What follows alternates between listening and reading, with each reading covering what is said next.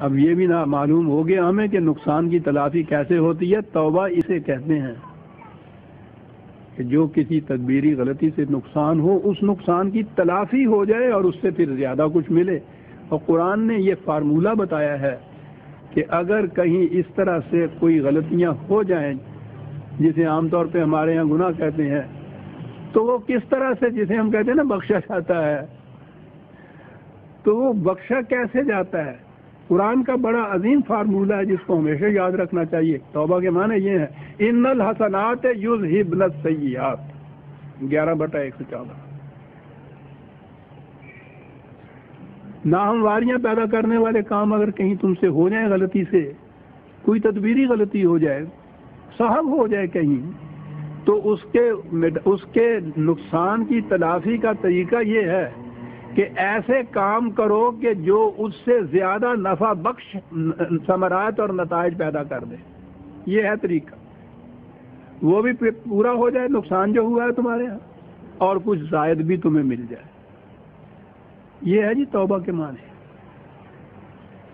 جس غلطی کا نتیجہ کچھ نقصان دہ ثابت ہوا ہے، ایسا حسن کارانہ کام اس کے بعد کیا جائے، ایسا بزنس کیا جائے آج کی اصطلاح میں کہ وہ جو لاس ہوا ہے پہلے بزنس سے، پہلے کسی طرح کے کاروبار سے، وہ بھی پورا ہو جائے اور اس کے بعد کچھ اور زیادہ بھی مل جائے۔ یہ ہے جسے آپ توبہ کہتے ہیں، اور بخشش جسے کہتے ہیں۔ وَكَانَ ذَلِكَ عِندَ اللَّهِ فَوْزًا عَظِيمًا۔ آہا کیا لفظ آ گیا ہے! جو میں اشارات میں یہ کہہ رہا تھا وہ تو لفظ ہی آ گیا سامنے۔ تمام مذاہب کے اندر منتہا جو ہے وہ نجات ہے، لفظ یہی آتا ہے، سیلویشن کا ہی لفظ آتا ہے، مکتی کا لفظ آتا ہے، نجات کا لفظ آپ کے یہاں بھی آتا ہے۔ کیا معنی ہوتے ہیں اس چیز کے؟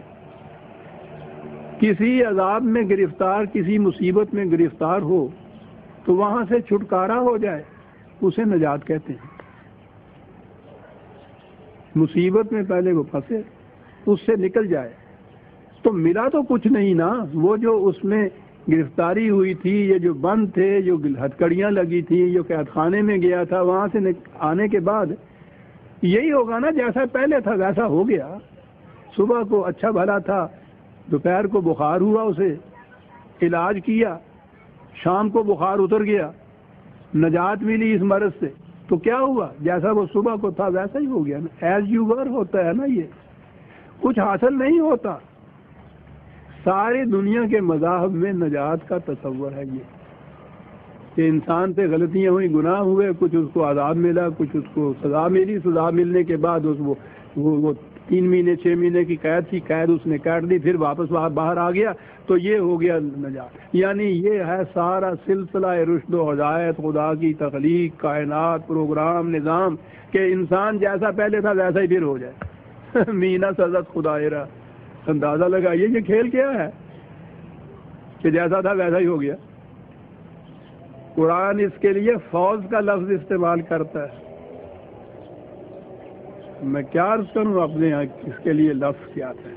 فائز المرام ہونا ہم کہتے ہیں، فوز جو ہے اچیومنٹ کو کہتے ہیں، کچھ حاصل ہونا، ویسے کا ویسا ہو جانا نہیں جیسا پہلے تھا، کچھ حاصل ہونا۔ ذالک عند اللہ فوزا عظیما، خدا کے قانون کی روح سے یہ بہت بڑی اچیومنٹ ہے جو تمہیں ملے گی۔